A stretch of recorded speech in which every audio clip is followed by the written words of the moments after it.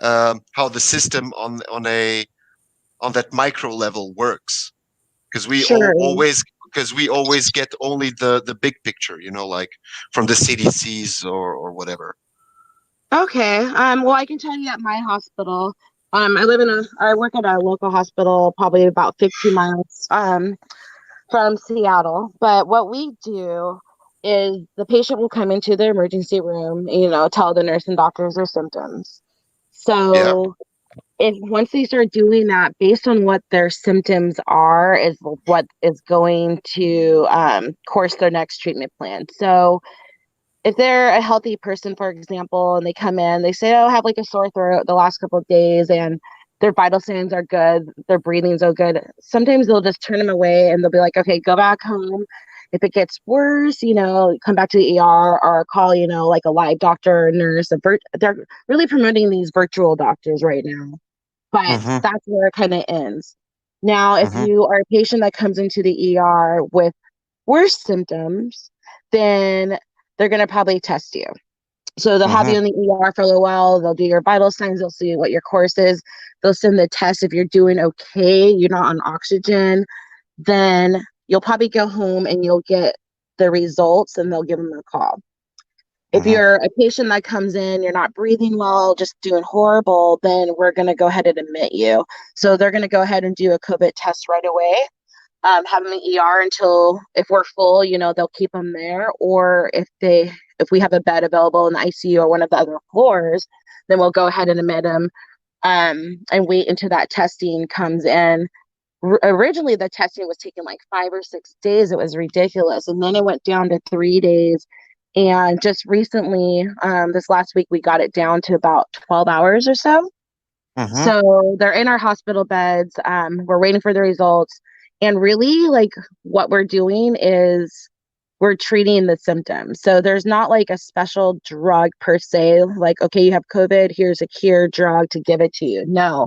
If you're not breathing, we're going to give you oxygen. If you have um, a fever, we're really just going to give you Tylenol. We might give you some fluids if you seem dehydrated, but it's really playing the symptoms.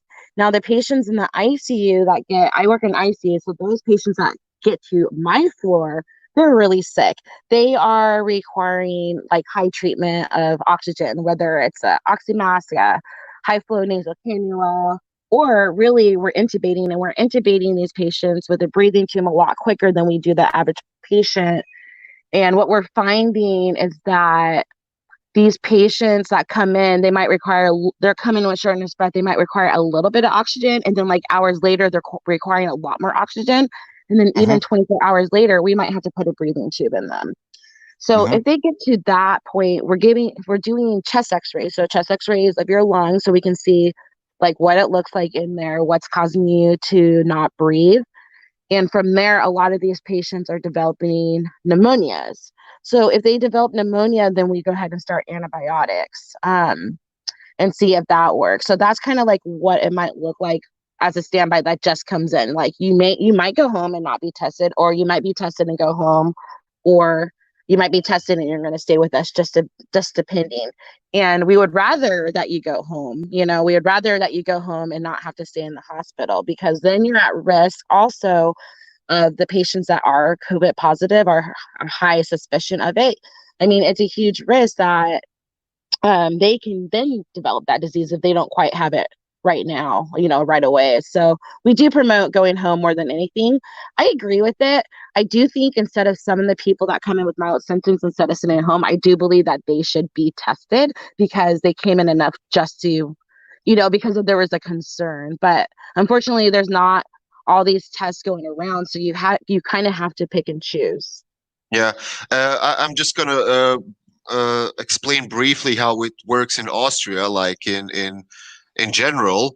Like Mhm. if you are at home and you then feel some symptoms that you heard on the radio, television, whatever, like sore throat, coughing, and so on, then you contact your doctor, because in Austria there's a government-funded healthcare system.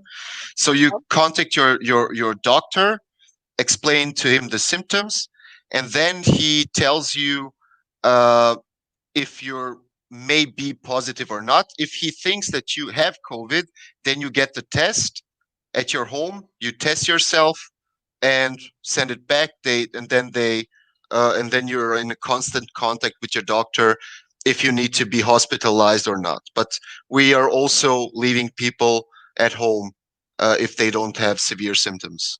So it's kind of Wow. almost the same or something.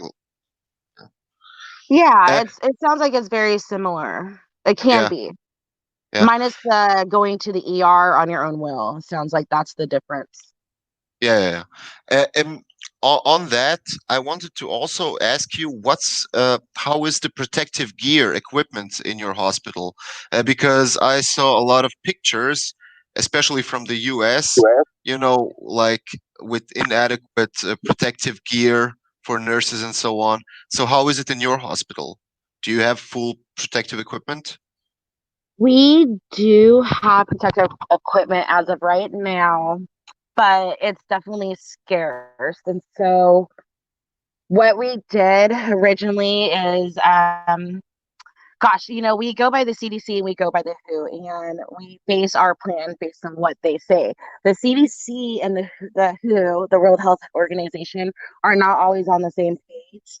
So we kind of pick the one that has better protection, at least at the hospital I work at. And so it changes every freaking day.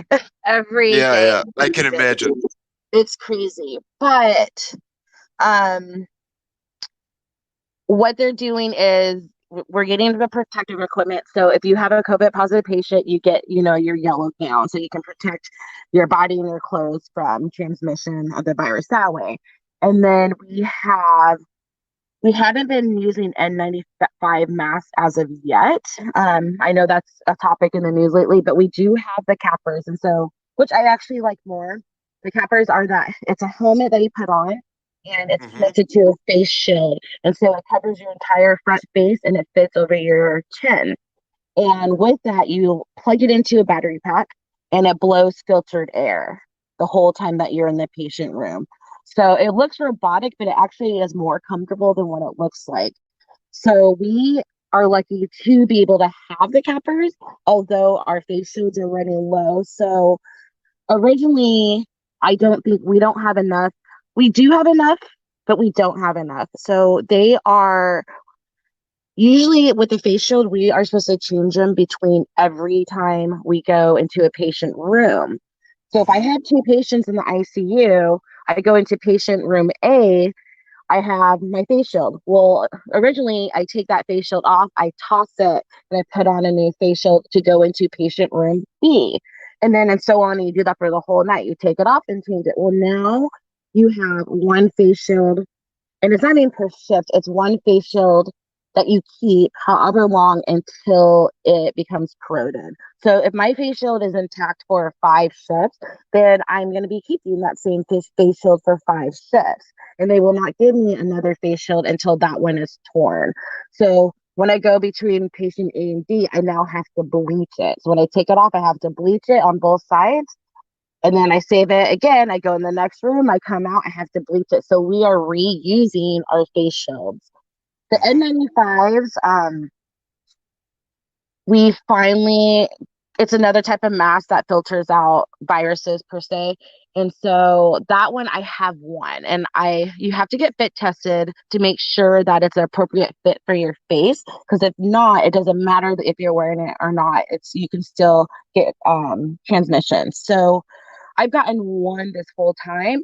I know our hospitals are hoarding them. I don't really quite understand why we can't just have them. It's like tackling it's a hard thing to do. And so, but I think they're hoarding them until our face shields go away or we don't have enough, and then they'll start dispersing that. But even that with the N95, you're supposed to put it on when you go into patient A, toss it. Get another one, put it on, and while you go into patient B and toss it. And when they do become available, it's not going to be that way. It's going to be the same thing. They're going to give you one, and you're going to have that one, and you're going to keep it between every patient that you treat. And from there, then again, if unless it's torn or it's weathered, they're not going to give you another one. So they're like Hmm. really just they're hoarding the supplies. I am not saying I necessarily disagree with it. I know that there's patients that have to be treated, and if we did it the original way, we would have been out already. So, like, Yeah. what do you do? I almost feel like it's like a military type of thing. What do? You're in a code triage situation. You're going to have to make your supplies last the best way possible. So, Mhm. with your question, we have it. We're not necessarily doing it the correct way, but we're doing what we can. So, I guess I would say the answer is no, we don't have enough PPE when it comes down to it. And we're just managing the best way that we know how. Mhm. And to connect then with that question, how is the general mood between the staff and your colleagues? Is it like frustration or confusion, or I think it's a lot of stress, I guess. Can you just Yeah, describe like on a personal level or interpersonal level between the colleagues? sure. Gosh, it was very frustrating, like, when this first happened. It was frustrating. I think people get frustrated when they're fearful and if there's no direction. And that's what it was. It was a chaotic mess. And so when you don't have direction because management doesn't know, or the CDC and the WHO are changing their shit every single day, of course there's these fears. So then, but between like my coworkers and I'm fortunate, like I've been at this hospital a long time and I'm fortunate that we just we're friends, we get along. I'm not saying like we're perfect. There's definitely frustrating times. Hmm. And then we've gotten a lot of traveler nurses. So nurses that come from other states or other cities that have come to help us, which I feel lucky. But um with that comes a lot of different personalities. Yeah, And of course. yeah, so I would say the morale is mostly good. Of course, we have our off days, sure, and but every time there's been kind of those off situations, we've made amends and we've figured it out, and that really is just about communicating and trying to get to the root of the problem. So I say we're doing okay, but Hmm. yeah, we definitely have had we've had some issues here and there. Hmm. Uh, I wanted to jump to a bigger question. I don't know. Mm-hmm. I'm not sure if you are going to have the answer for it, but I'm just going to ask it. Um, can you describe, or do you know how your hospital, like on that level, on a hospital level, sends its information on cases, death cases, and so on to the government? Is it like, do you send them first to the governor, to the state, or directly to the oh my god, what is it called, the CDC, or Mm-hmm. can you describe it? Like, how do you inform the government about the numbers in your hospital? Because there were some conflicting numbers and reports that came out that the real number of cases isn't this, because they don't include those people, or the real cases of death aren't the real. You know what I mean? Like, Mm-hmm. So if we get to the point that we test you, we have our lab courier. They send it to University of Washington Hospital. So that's our big teaching hospital out in the Seattle area. So our lab is actually not through our lab. We send it to their lab. And a lot of the other hospitals are actually sending it to their labs too, because they were I guess, the chosen ones to be able to run these tests. So I don't know the whole answer, but what I do kind of understand is once those tests get processed at the UW lab, they give us a call and they let us know, okay, this patient is positive. So, mhm, from my understanding, once that patient is tested positive, that information goes to the CDC. mhm, So, mhm, I don't know honestly if it is our hospital that is telling them after we get the results. I think it is the lab when they give us the positive cases. I think that they're the ones that are contacting the CDC. But that's actually a really good question, and I have not thought about that. But they are supposed to. We are supposed to let the CDC know once a positive test comes around. So I don't know if management is the ones that call it in. I don't know if that's actually University of Washington that calls it in. mhm, mhm, I'm sorry. I wish I could answer that to the best. But I mean, they are supposed to be, any positive test is supposed to be reported to them. mhm. Okay, I wanted to ask you something because that's concerning for a lot of Europeans. Mhm. Okay. Uh, we have a big population of smokers here in Europe, You Mm-hmm. probably know it, and that's, I think, also the number one reason that people die, like because of lung cancer or something like that, regarding to smoking. And have you treated smokers or vapors? Are the symptoms like more stronger in smokers, or do they really differ from person to person, or do you see there a correlation or something like that? I haven't noticed a strong correlation. Of course, we ask them, do you smoke pot? Do you smoke cigarettes? It's a question. But as far as the patients that I see passing away and stuff, that isn't their hugest factor. The hugest factor I'm seeing is just their lifestyle. Are they healthy in general? You do have your smokers, and of course, it affects your lungs. But are they healthy? Are they healthy?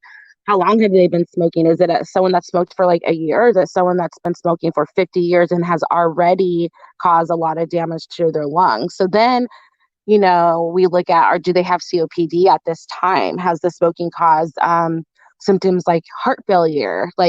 So so I'm trying to say, like, are you smoking, but it hasn't caused effects quite yet? Or are you smoking 50 years down the line and it's caused these other underlying issues? So if it's caused, like, if you're at the point where you have COPD or heart failure because of smoking, then yeah, then that's when, we can start talking. But it doesn't mean that you necessarily get COPD or heart failure from smoking, if that makes sense. So I'm from our hospital, we're seeing people that have underlying issues no matter what, whether they're obese. Obesity is a huge one. Being overweight, um, they just have too much strain on their hearts and their lungs. And so I'm not seeing those type of patients live too long. If you have any type of lung issue, interstitial lung disease, that type of thing, I don't see them doing very well also. But then you sometimes just get your 30, 40, 50-year old and they have nothing wrong with them. And I'm seeing them pass away from things too. Hmm. So smoking I feel like it can be influenced, but I'm not, I'm only seeing it like if it starts affecting stuff, which can take Hmm. years. And Yeah. I think if you're, yeah, of course, smoking is something I can't knock it. I used to be a smoker too. So, but I think if you can try to quit, it's definitely a good time to try to quit. Yeah, definitely. Um, yeah. So, like I said, I've had some patients we've had to intubate, like 50-year-olds, and they don't have a health history. And maybe they don't have a health history because a lot of our patients are poor where I'm at, and a lot of them don't normally go to a doctor like on an annual basis or get their checkups. So I'm not sure if they did have underlying issues necessarily and then ended up here or not. It's kind of hard to prove that just because they don't have a health history and stuff because they don't go to the doctor until they end up with us. But Yeah. um, underlying issues is a big one. If you have kidney disease, that's bad. If you have heart failures, that is bad, and most likely you're going to end up intubated. And the thing is once you're intubated, it's hard to get those patients off of breathing tubes. It's almost like a death sentence after there, and that's just my hospital speaking. Okay, but Hmm. the whole time that we've had COVID positive patients in our ICU, we have only extubated two. So once they're on a breathing Oh tube, my we've God. only gotten two patients off the breathing tube. The rest, they're not weaning. We can't get them down. And so then we have to talk more. Like, are they going to be able to get a trach, but a lot of them, they're not breathing because they're getting worse. The pneumonias are overdoing their lungs. And then we're also seeing that um, COVID is starting to affect hearts more than anything. So it's not just breathing, but it's almost like they're getting some type of infection around their heart, which causes them to have heart failure, which means their heart is not able to, keep up with the supply of the body. And so they're getting into these heart failure, these healthy hearts are getting to heart failure. And so their hearts can't keep up. And so a lot of them are dying from that. It's crazy. We didn't know. This is kind of like new stuff. We're just noticing it with the patients. It's like they come in healthy, they are on breathing tubes, They're not breathing, but now their hearts are now being affected. And then Huh? they are also going into a kidney disease. So the kidneys are fine.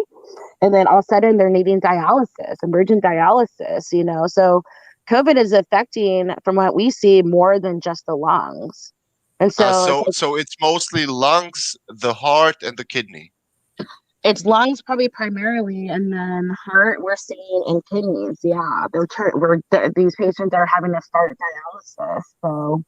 So hey, you say infection of the heart. So it's something like endocarditis or pericarditis then? No, okay, so I would say it's like cardiomyopathy. So we Okay. do kind of see a little bit of infection happening, but it's mostly heart failure is what we're seeing that's happening. So your heart functions at a 60% level, and that's kind of the normal, 60 to 70%. These patients with that had good hearts are now, their hearts are going down to 20%, or they're working at 15%, and it's like over days. It's fast.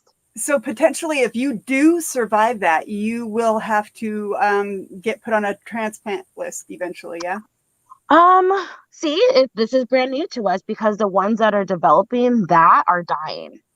Damn. They're dying. So, I mean, I don't even know if we could actually. There's one case in particular, this 54-year-old guy. I mean, he was in our ICU for, I want to say, about a month, maybe 5 weeks. He was our very first COVID case. So, he was the one. He was our first one we were actually able to extubate, take out the breathing tube. But with him, he started having heart failure, so his heart wasn't functioning to the normal. And when that happens, when your heart is not functioning to the normal level, you start building that fluid in your body. So Yep. your whole body blows up like a balloon. Your heart's working overtime. You start getting sepsis. So sepsis is like the damage of like an organ at a time. So first is your lung, which causes damage to your heart, which starts causing damage to your kidneys, because your circulatory system is not moving at that point. But with him, I don't know why he's so lucky. I mean, he's still in our hospital. He's talking and stuff. He's breathing. I still think he's on some oxygen, but he's not requiring a breathing tube. He's the only case that I've seen so far where he's had the heart failure, the kidney stuff, and he's living. So in that case, I haven't seen him, just because I work in ICU and he's gotten better. But That's I'm gonna guess that he's gonna have to start, for heart failure, you treat it with diuretics. So medicine that you take every single day for the rest of your life to get that fluid out, because your body is not able to take it out anymore because your heart's not functioning. And your heart doesn't always, I mean, it can reverse a tad bit, but it'll never be the same. So maybe down the line, he might need a heart or a kidney transplant, or he might have to continue on dialysis for the rest of his life. Oh, and that sucks. That It sucks. sucks. It's a horrible virus. It's a horrible virus if it gets to that point. But Uh, the biggest concern I have with it is, I feel like maybe some of it can be catapulted if we get more of these testing. I feel like the average person that says, hey, I have a cold, I'm concerned about it, and we turn them away because they're not sick enough, I think that patient should be tested. Yeah. Like, I of don't feel like course. it has to be a pick and freaking choose here. No, It's like, this patient anybody came who's tested, in, even if they're not showing symptoms of shit, should be tested. Period. If they're you should be scared, tested. It's just like you go to your annual visits. You could be healthy or somewhat healthy, and you go in there and you talk to your doctor to start preventing things from happening. It's the same thing with COVID tests.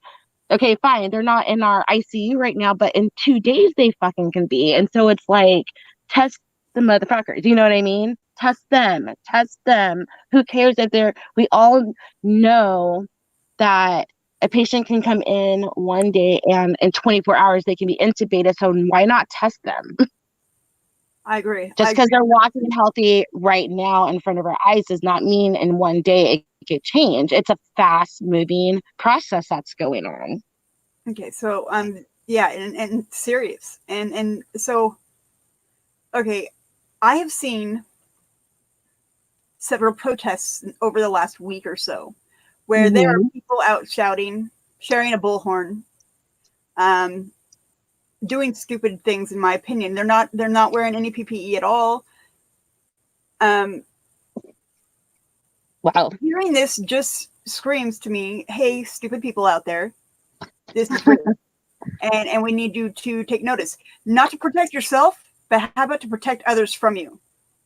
Because I know you never want to hurt anybody. So prove it by putting a fucking mask on. It's not that hard, and it's not asking that much. Hey not. guys, so I found the private chat. I'm a genius. Over on the right, if you go 4 buttons down on the far right, it says private chat. If you click that, Okay. we can type privately back and forth to each other, and it'll create less editing. Oh. I'm gonna ignore it because my laptop is so old and slow. So Yeah, you can write between each other. I'm just gonna ignore it. Okay. We can talk about it then.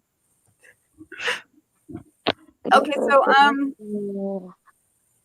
I was gonna have you go over the importance of PPE and what to do to stay safe, but it's been drilled in our heads enough, and the people who aren't doing it, they're on purpose not doing it. So, in my opinion, they have no respect for other people, and they really don't care what they bring home to their families.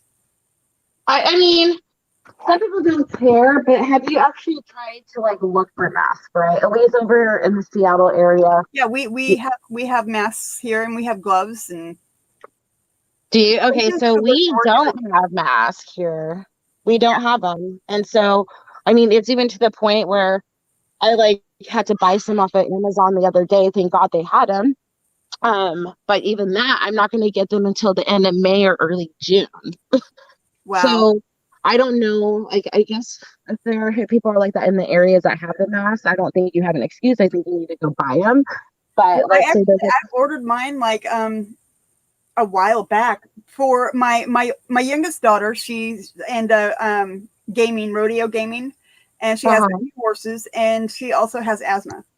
And she gets into that barn, and she's around all that dust, and it irritates her lungs. And so I bought her these really cool masks that have these filters that you pop in them.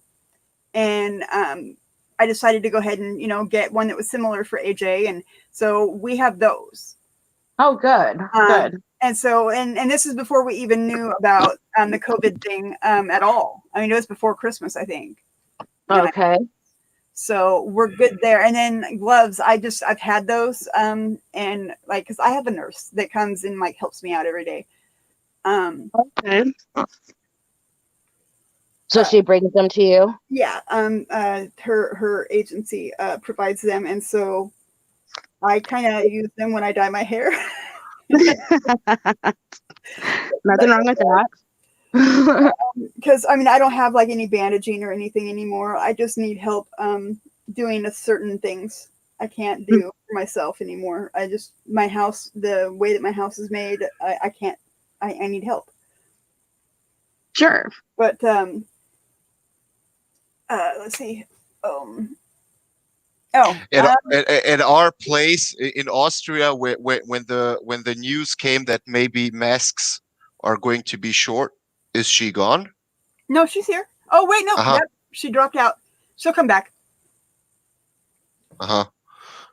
Should we wait for her? Well, we can bullshit and wait for her. Yeah, because I got questions. Damn it. Me too. I've been drinking. Don't tell anybody.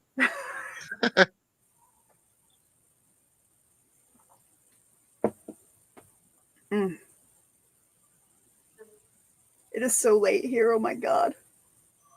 Here it's early. It's 10 in the morning. Nicole? Yeah, you're back. Okay, sorry about that. I must have clicked a button. I just wanted to tell you the story with Austria.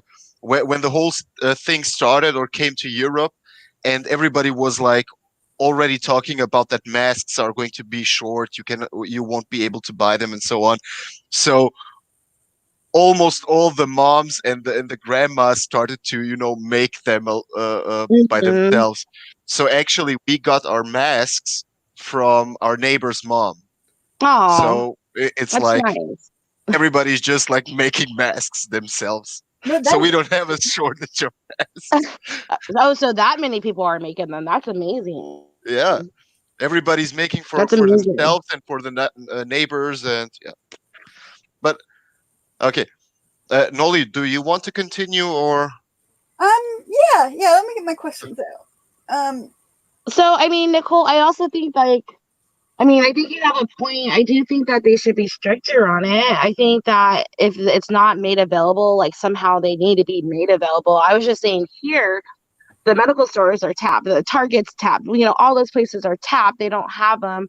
So what do you do? Does that mean that you should be staying at home? But I do think that it does need to be regulated more, because you go out your house, you go to the grocery store, there's definitely people without masks in there. And it's kind of insulting, but in the same way, I know they're not available, but are they just doing it because they don't want to? Because again, kind of like what he was saying, like people are making masks if they need them too. So can you find someone to make masks for you? But I do think that it should be stricter for sure, because you don't want to have this or pass it on.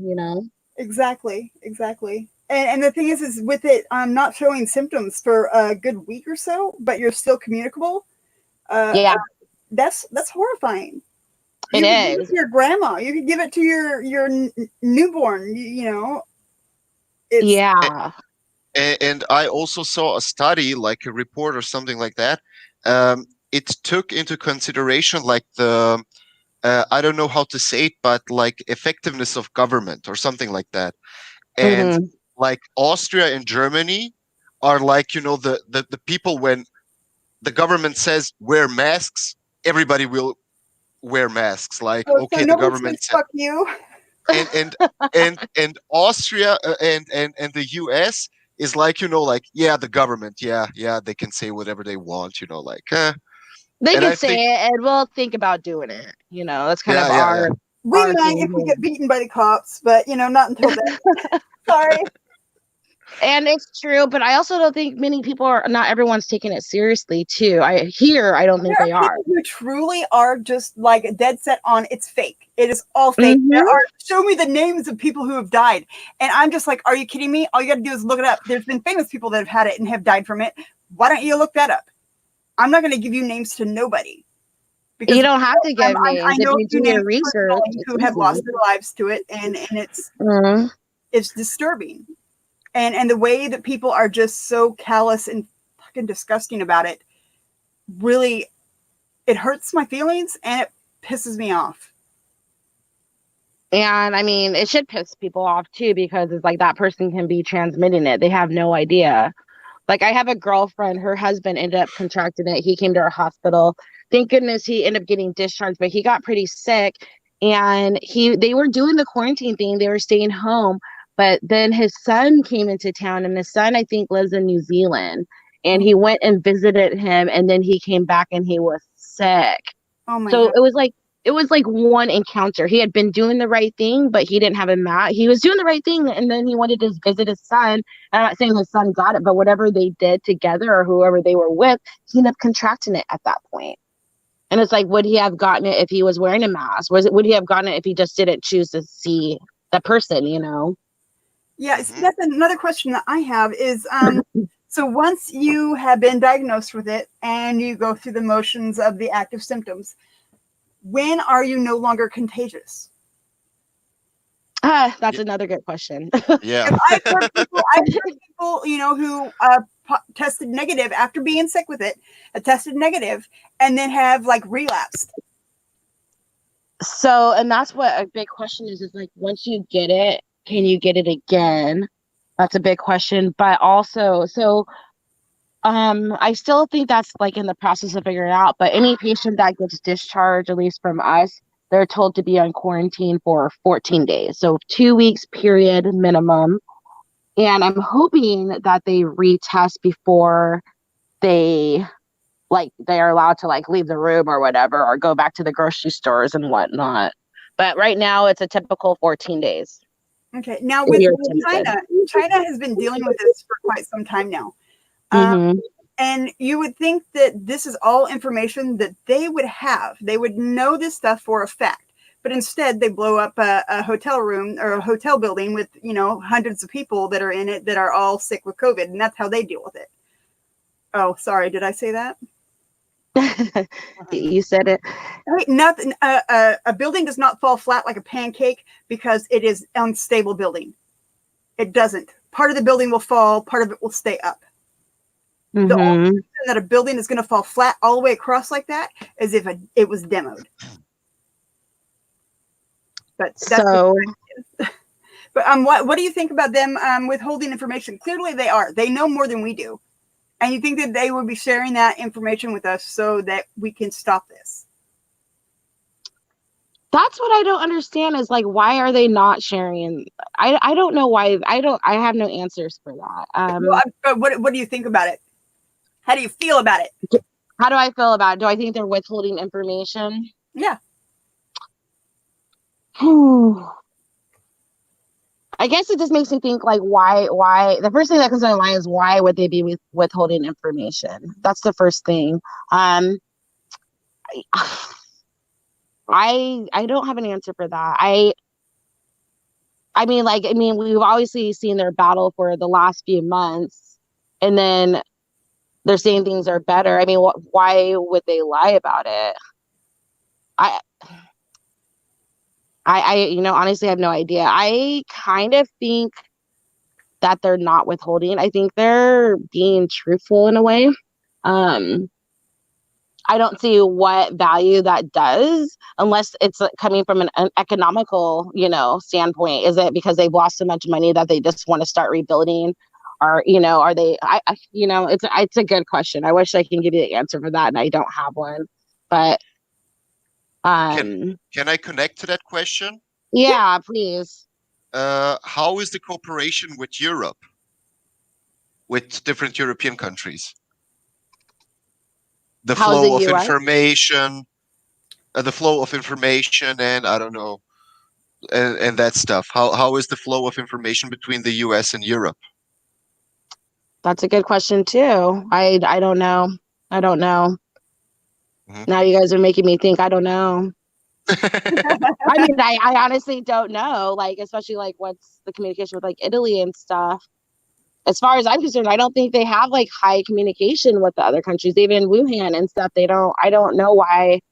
Well, I mean, look at who our president is. I mean, I know. Is it ever coming down to a personal level? Like they just don't like us that much. They don't want to give us the information. I mean, does it come down to that? when our heads of state and our delegates who are the ones who are supposed to be getting this information are shitty, horrible people that They're nobody horrible. wants to mess with them. I mean, nobody even wants to have a conversation with them over the phone. I know. I mean, how many times I'm sure have the leaders of other countries been like, I'm washing my hair, tell them I'll call them back. But yeah, like why is that? It's like this pandemic is happening, and why do they not want to talk to us about it? Do they want us to see? Do they want to see us fell over here? It could be. Well, America as a whole needs a kick in the ass. Yeah, I know. We really, I know. Now, as individuals, no, we do not. Individuals are wonderful, but as a whole, we are a horrible fucking country. I mean, even our governors are having trouble with our president. The governors of every state are having. I mean, if the president don't like them, he doesn't really want to deal with them, and he made comments about that before. Even our governor Inslee, he said Washington will be last on the list. Thank you. Because he doesn't like Inslee. And it's so, I'm like, why is this like a personal thing? Like, this needs to be professional, whether you guys like each other or not. We have people dying over here and people infected. Why are you acting callous like that? So, I mean, I guess if it's even happening internal within our 50 states, I mean, maybe that could be another reason they don't like us, I have two questions. Mm-hmm. Okay, can I ask you? Yeah, yeah, definitely. Okay, so the first one is, like for me as a European, it's kind of, the private health system that you have, it's kind of completely confusing for me.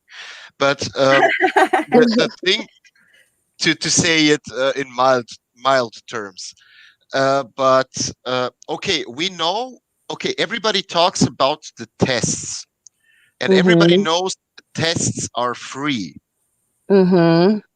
So paid by the government. Mm-hmm. But what's with the treatment? Nobody's talking about the treatment. Is it also paid? Or does it go to the individual to pay it? how much are approximately the costs, because it's a new thing, relatively new thing. Mm-hmm. So, do you have any information on that? I mean, I think our patients are getting billed individually. Yeah, and the thing is they're not supposed to be getting billed. I can't remember who it was. It was one of our female representatives, but from what state I don't remember. Was all over. Katie Porter, oder? Or Yeah, from yeah. California. So, yeah, she was just like, no, you're going to give me a yes or no. You're not going to beat around the bush. I already told you. I'm going to ask you this question yesterday. You should be prepared for it.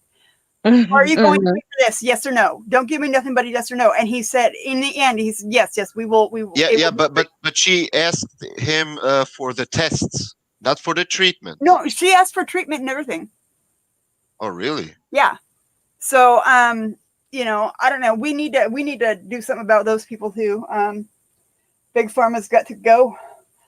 Yeah, I wanted to ask you, do you know approximately the bill, how they look like? Is it 10,000 or $100 or It's way more than that. If you end up in the ICU, I mean, that could be like 20,000 a day. It's oh not my as much for the God. people. It's not as much for the people that don't get there, but I mean, they're billing insurance, so I haven't heard of government help from my standpoint. Mm-hmm. So, like I said, I think they're all billed like with their Medicare, Medicaid, if they have it, or their private insurance. See now, and so many people. We have so many uninsured people in this country. We do. So if that's the case, what's going to happen? They're going to still get billed. Of course, they have financial assistance programs for people that don't, that are poor or don't have insurance. I don't know how much it covers. Not be able to afford this. I mean, holy shit! This is it costs you more than your home.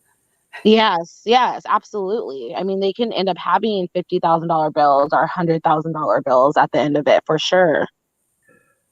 I think that the costs of the treatment are going to affect the economy more than the, I don't know, a month or two of not going to work.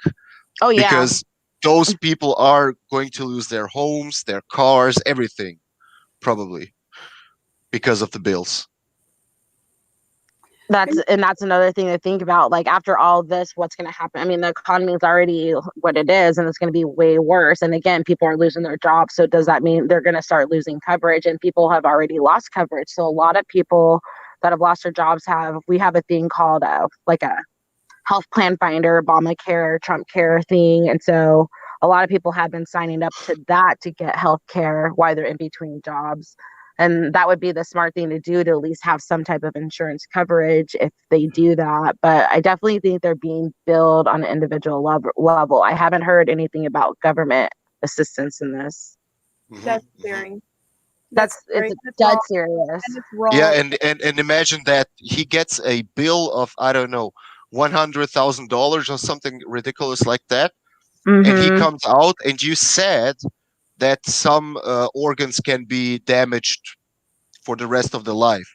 So the question is, can he also find, like he's probably going to need to take medicine for the rest of his life, or maybe he cannot choose between all the jobs that he could prior to that. So that's true. That's absolutely true. Wow. Yeah, I haven't really thought that far into it, but yeah, definitely. He'll be on a treatment plan for the rest of his life if they make it out of there once they get that sick. Wow, that's really astronomical. Yeah, it's going to be really fucked, honestly. I mean, yeah. So another concern, and then what's going to happen from there? And that's another thing. Like the U.S. took out like $1 trillion loan thing, so everyone in the U.S. is receiving $1,200 or whatever, and plus another $500 if you have a kid or per kid and stuff. And it's a one-time thing, but that money amounts from the $1 trillion loan that they're taking out to less than 10% of it. So if every American citizen got $1,200 on average. If they don't make over $100,000 and they're getting it, it adds up to less than 9% of that $1 trillion. The other money is going towards businesses, whatever, to keep them afloat. But why isn't that money being saved on reserve for, patient outcomes, patient treatment too? And I don't think there's any money allotted for that. It's I want to know why the mostly millionaires and the billionaires are getting on average $1.7 million a I piece. know. Did you hear that? Is that What crazy? the fuck is that? Isn't that? It's insane. It's insane. It's insane. It's like that money needed to be divvied out a lot better. And I think that the citizens should have A got millionaire more of and a that billionaire money don't because need a dime. They don't they need don't need a it. fucking thing. And $1,200 honestly is pretty freaking pathetic. That's I not mean, even most people's rent. it's not even, definitely not. And like, what if you are the husband of a family of four, the wife isn't working because he's making the money. Like, what is that 12 or maybe $2,000 after the children? What is that going to do for them times one? They need to pay their mortgage. They need to pay their bills. They need food on the freaking table. I think it's pathetic where the other 90% isn't there geared to help the individual American family, at all. Or just the individual American. Well, I'm part of rent strike, but I'm part of the rent strike that's also like all mortgages and all rents need to be frozen. Mm-hmm. And not just frozen in the amount, but frozen as in we are to stand still. Ain't nobody paying rent. Ain't nobody paying mortgage until this is done and over with, and not until a month after it's done and over with, because people are going to have to go back to work and earn that first paycheck and get the ball rolling again. Mm-hmm. I have an absolute agreement with that. I've seen a few property owners. One in New York City, which just blows me away because they're all slumlords. But no, he owns like 80 some units, and he actually has told his renters, even the ones who are still working, nobody's paying nothing until this is over. Oh, wow. I've got this. Wow. Yeah. Now that dude deserves a $1.7 million. Yes. I mean, it's true though. Like none of that money is going towards any of that. So exactly. I mean, even if he owns all the property outright already because it belonged to his family or whatever, it doesn't matter. Doing that, like, God bless that man. I God know. bless that man and forgive him for anything he's done. I don't care what it is. And I'm not one who says that. There are certain people, in my opinion, that don't deserve forgiveness. They shouldn't have forgiveness, and they should burn forever. But if you think it also in a I don't know, marketing way, whatever, the people who are renting his apartments right now and that got that relief that he said, okay, you don't need to pay this month, whatever, they're probably going to be so grateful that they're going to stay, I don't know, a few months longer or a year or something like that. Oh yeah, and I would never move. he also got free press probably because of that. So it was a blip on the news. It was probably a 35-second piece, and that's it. So wow. Yeah, it really, and it's whenever somebody does lead by example. Have you ever noticed that that's all they get is a 35-second blip on the news? Mm-hmm. Yeah, because I mean, I definitely haven't heard of anything like that here. So yeah. Oh no, I got a letter in the mail a couple of days ago from the property management place that I rent from, and I've been renting from them for 7 years. 3 different places. Excuse me. So 8 years now, but they worded it really. They were really careful on how they worded it, but it was specific. Basically, you have to pay rent this month, and if you don't, there's going to be consequences. Even though we can't dish out the consequences right now, as soon as this moratorium is lifted, we will be dishing out those consequences. Wow. But it was worded in a way to where you could turn it into the AG's office, but I don't think they would actually do anything about it because they would read it at surface level instead of in between the lines. Mm-hmm. But if you know the woman, you know that, these people are not, they don't help nobody but themselves. I mean, that's a huge Hey, also, concern. as I told you, like, Go ahead. I have a question. Uh, Mhm. as I told you, like, I'm totally confused with your healthcare system, so I don't Yeah. know how it works. But uh, did your hospital get like your hospital in particular, did it get more funding or government assistance or something like that, like support from Yeah, the did either hospitals get local any or grants or anything?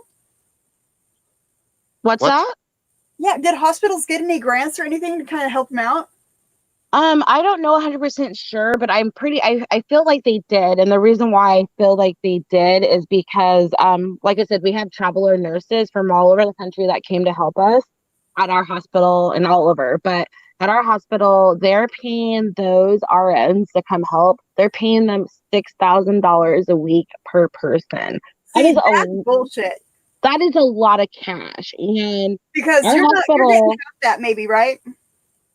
I'm not getting that. If they're getting $6,000 a week, I'm And not you're getting not even anything getting near half that. that? No.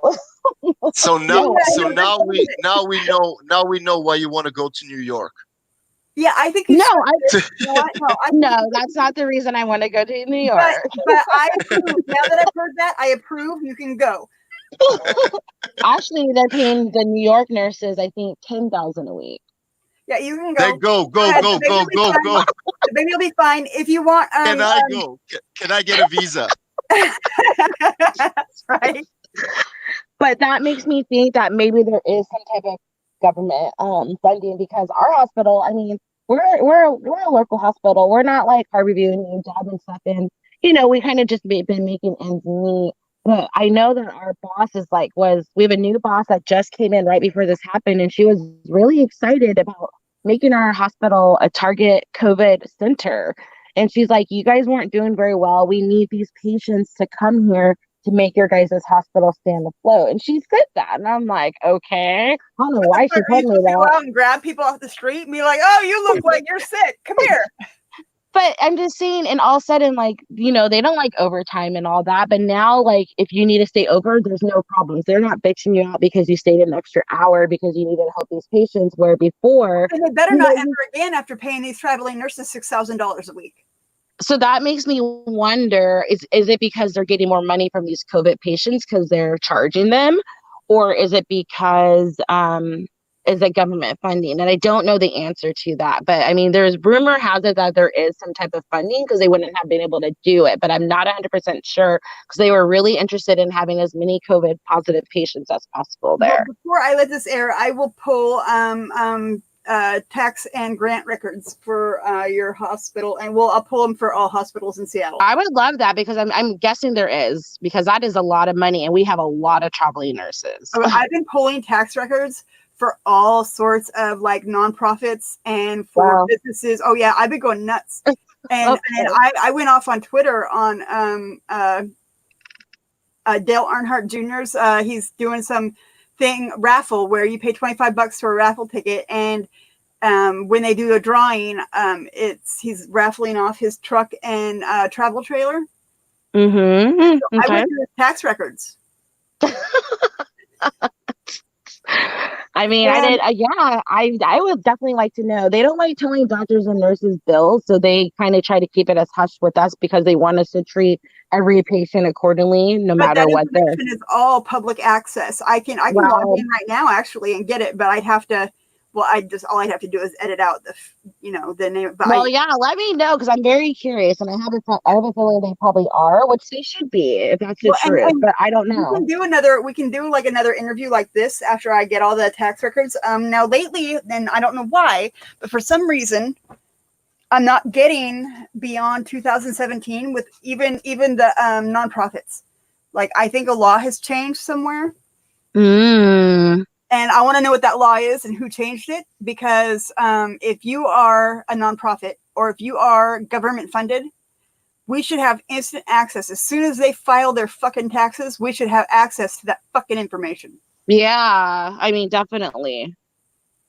If the public is paying for it, or public money is paying for it through the grant system, because it's a 501c3, we have every right to see what the fuck's going on in there. Yeah. And where the money's going and who's doing what. And I think that it is important that all people, sit down once a year even. And whoever it is that they donate to charity, pull their tax records. Take a look at how much they're really bringing in on charity and how much is really going out on charity, and what they're paying their staff members, and if it's reasonable or not for that area.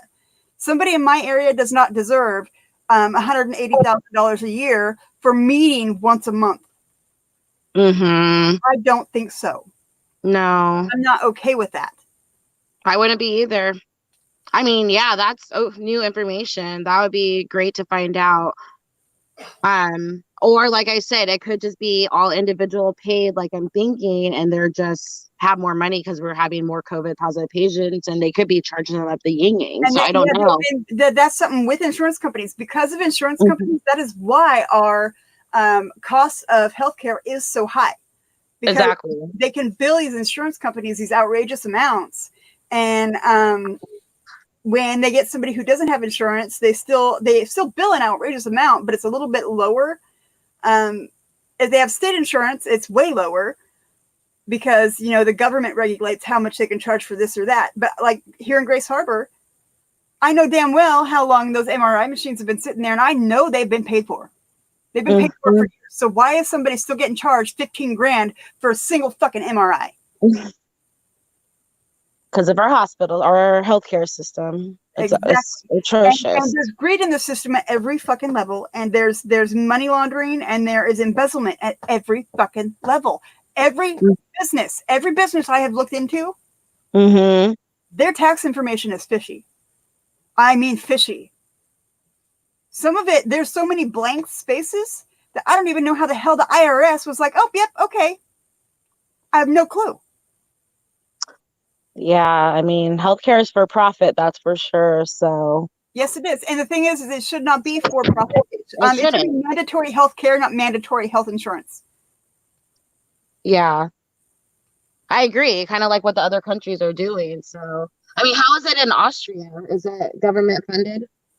Yeah, in Austria is kind of an exception, but technically everybody is covered.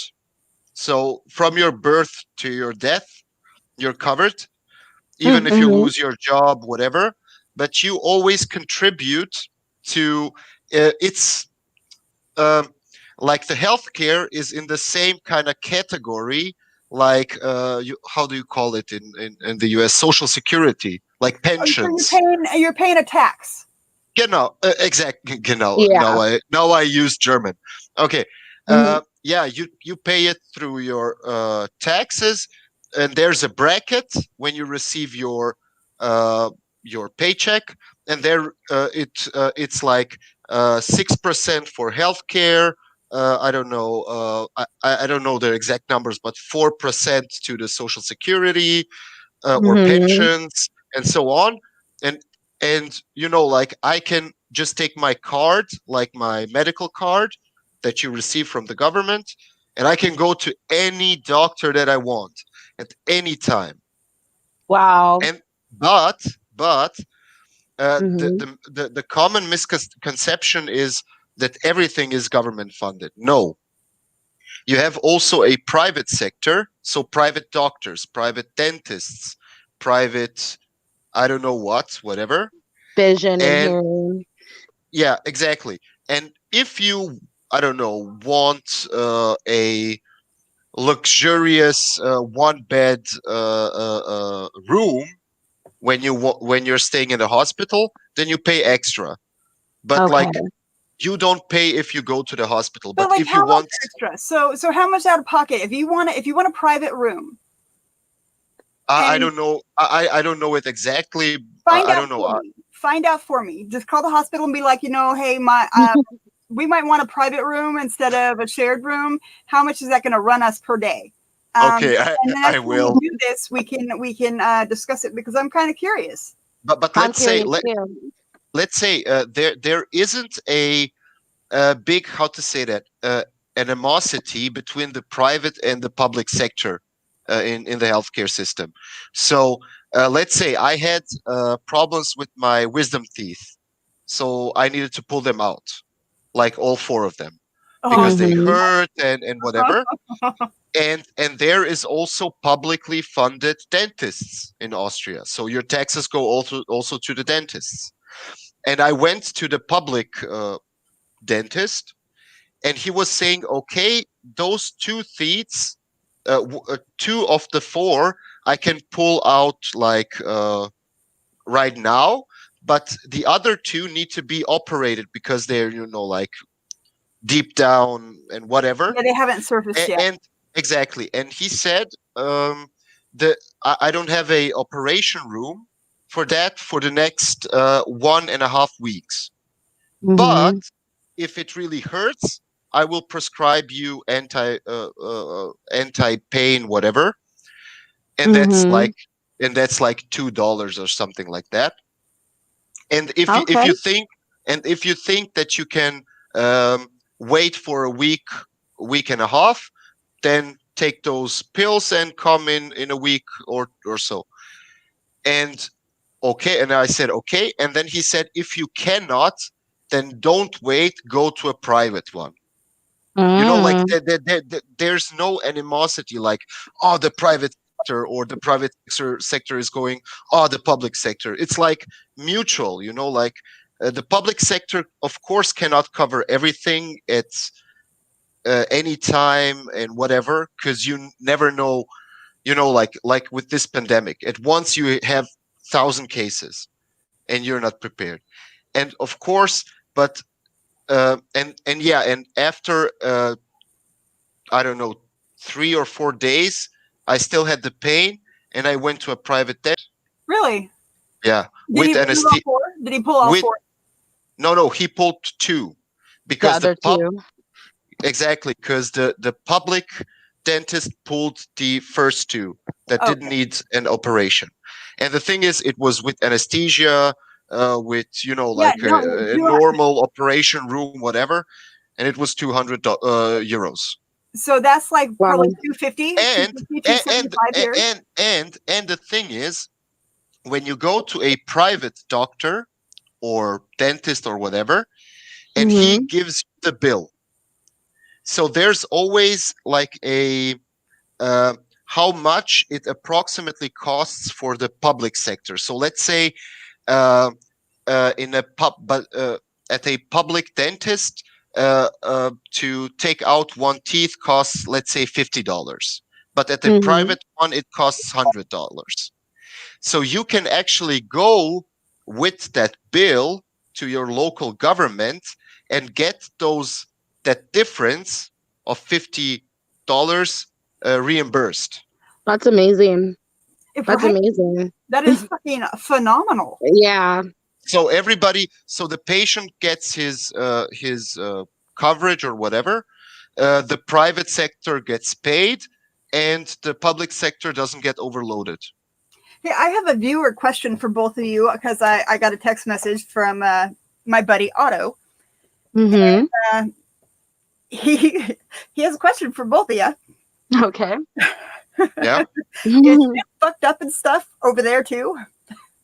What? Is shit fucked up and stuff over there too? In Austria? Yeah. No, everybody's chilling. Everybody's taking everybody's, like, we take it seriously. We socially distance and everything what the government says we do, like wearing masks and everything. But why get stressed out? Are you Like, involved in those outside dance parties in the morning that have been going on? no, No. Oh my no. god. I don't He want to said take the no. risk. I had to ask because I know that he will listen to this. That's smart though. So hey, I asked you earlier if you would explain the a little something about the cold virus, the common cold virus, which is rhinovirus, Mhm. rhinitis, and the influenza, which is the flu, and COVID, and how they are not the same. There's one thing that makes them the same. Could them words come out of your mouth? Yeah, I can. So, I mean, like you said, you have the rhinovirus, you have influenza, and then you have COVID-19, what we're dealing with now. And they're not related at all, especially the rhinovirus, the common cold. So, I know you sent me that little YouTube earlier with that cop saying that, but I mean, it's not a cold. You don't die from the cold, you know? Whereas influenza, yeah, you can die from it. Most people don't, but I mean, influenza is its own virus, and the COVID is its own virus. So yeah, the cold is not related to the COVID at all. You don't get a cold and then all of a sudden your whole system flushes down like COVID, you know? Yeah. Or even influenza. Influenza can happen a little bit, possibly, but not as much as COVID. COVID is like the real deal. It's causing sepsis. It's causing multi-organ system failure. People are dying from it. We don't have to put people on a breathing machine because of a damn cold. So there's a definite difference between all three of those viruses. Thank you so much. I really You're welcome. Somebody with medical credentials to say, hey, this is, because I've been screaming it for weeks now.